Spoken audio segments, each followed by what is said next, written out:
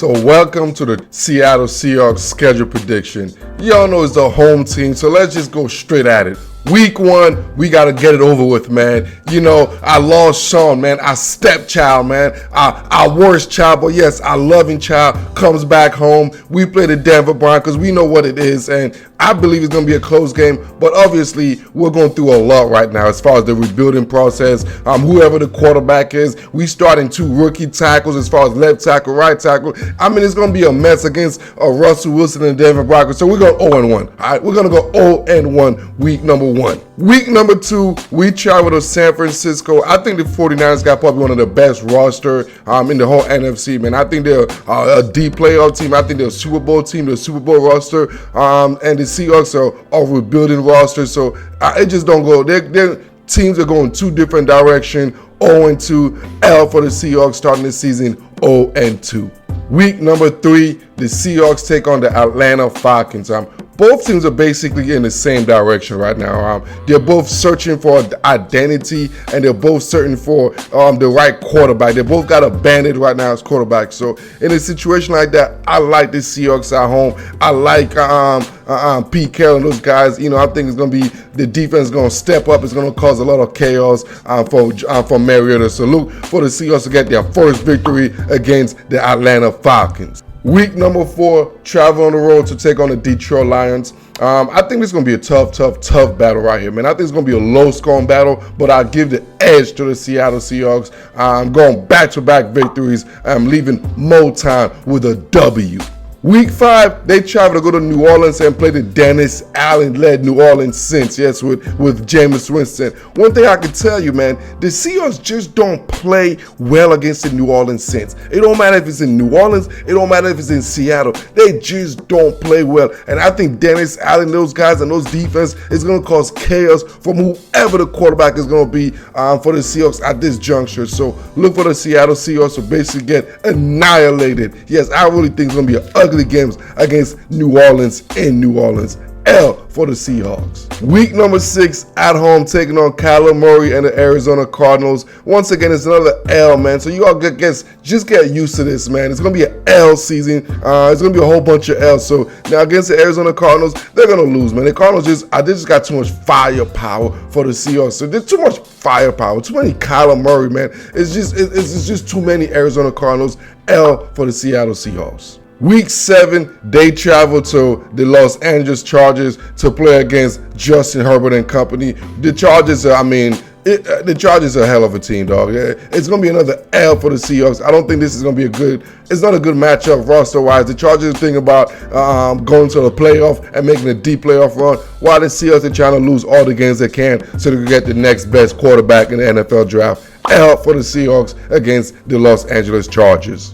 Week 8, they host the New York Football Giants. Now, this one right here is going to be a close battle. Once again, both of these teams are in the same situation. They're both searching for identity. They're both searching for who is their quarterback. In this situation, I think the New York Football Giants going to come in Seattle, and Daniel Jones is probably going to have one of those crazy games, because he always had one of them crazy games, you know, when he runs for like a 50-yard gain or something. So look for Daniel Jones to pull this one out and the Seahawks to lose to the lonely New York Giants, which is actually a good thing, because and later on for the draft stacking order, this is going to be a W for the Seahawks for the draft option, but in the game they're going to be a loss against the New York Giants. Week number 9 at Arizona. The Arizona's going to sweep him. Arizona got too much firepower, so Arizona's going to sweep the Seahawks. The Seahawks are going to lose this game, week number 9 at Arizona. Week number 10, they travel, is the Germany game against the Tampa Bay Buccaneers and Tom Brady. Frankly, I don't even know if Tom Brady is going to be playing in this game. They could play their backup in this game, but I see the Seahawks, just the fact that it's a Germany game, and I have a feeling the Buccaneers going to rest a lot of players this game, because it's basically giving them an extra bye in the season. You know, it's like them having 2 byes after the Germany game. So look for the Seahawks to come out here being a young team, and Pete Carroll going to get those guys hype up, and I see the Seahawks upsetting the Tampa Bay Buccaneers, because obviously I believe the Tampa Bay will be bringing the JV team instead of the varsity team in Germany. Seahawks with the W.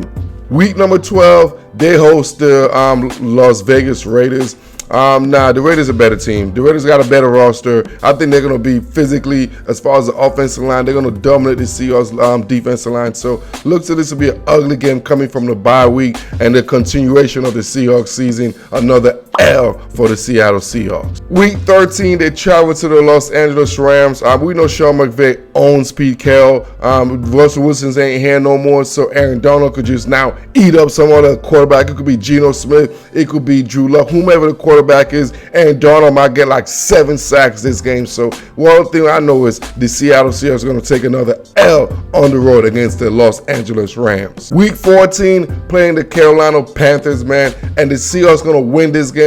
And this might be the last game of the Matt Rule era. They're playing the lonely Carolina Panthers, man. The Carolina Panthers suck, just like the Seahawks. But just the fact that it's the game is in Seattle, I'm going to give them that benefit of the doubt. And I believe the Carolina Panthers are just waiting for a reason to fire Matt Rule. And I think this is the fire Matt Rule game because the Seattle Seahawks going to win against Carolina in the last second field goal. And it's to be the end of the Matt Rule coaching era in the NFL, man.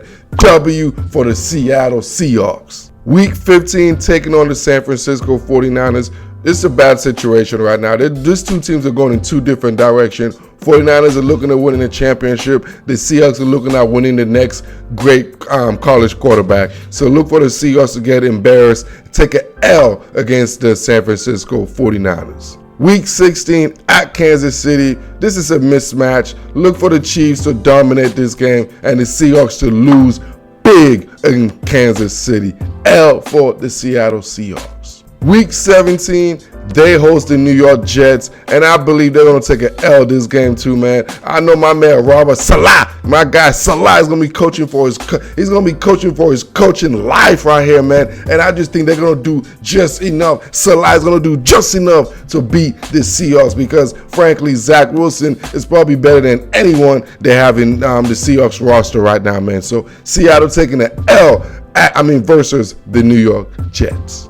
Week 18, hosting the Los Angeles Rams. The Rams will probably play the B team, so I anticipate the Seahawks to finish the season with a W. So my prediction for the 2022 season, look for the Seahawks to go 5-12. Yes, you all heard me, 5-12. You all know the drill. It's the G to the U to the R to the U.